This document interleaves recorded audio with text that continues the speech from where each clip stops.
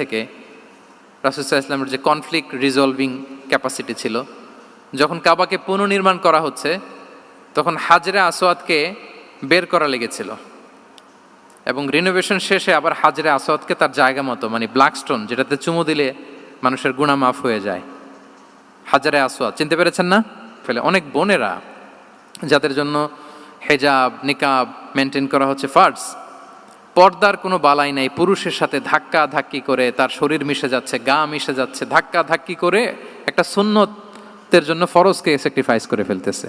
মানে ফোকাস ঠিক নাই আর কি, কোথায় যে কোনটা করতে হবে ওইটাই ভুলে গেছে। তো এই হাজরে আসওয়াদ পাথরকে আবার জায়গা মতো রাখতে হবে। এখন কে রাখবে এই নিয়ে মারামারি মক্কায়।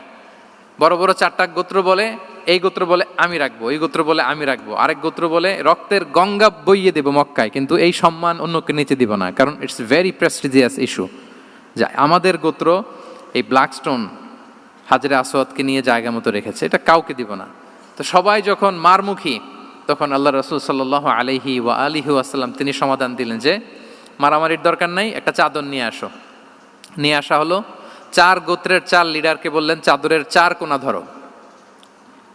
4 জন 4 কোণা ধরলো। রাসূল সাল্লাল্লাহু আলাইহি ওয়াসাল্লাম তিনি পাথরটা নিয়ে মাঝখানে রাখলেন। এবার 4 নেতাকে বললো আসো, জাতীয় 4 নেতা চলে আসো, কাবার সামনে চলে আসলো।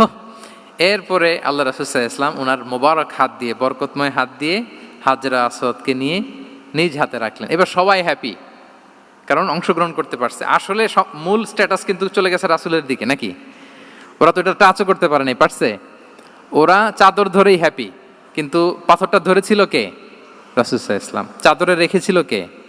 রাসূল সাল্লাল্লাহু আলাইহি ওয়াসাল্লাম। চাদর থেকে নিয়ে আবার কাবা ঘরে সেট করেছিল কে? রাসূলুল্লাহ সাল্লাল্লাহু আলাইহি ওয়া আলিহি ওয়াসাল্লাম। এভাবে উনি কনফ্লিক্ট রিজলভ করতেন থ্রু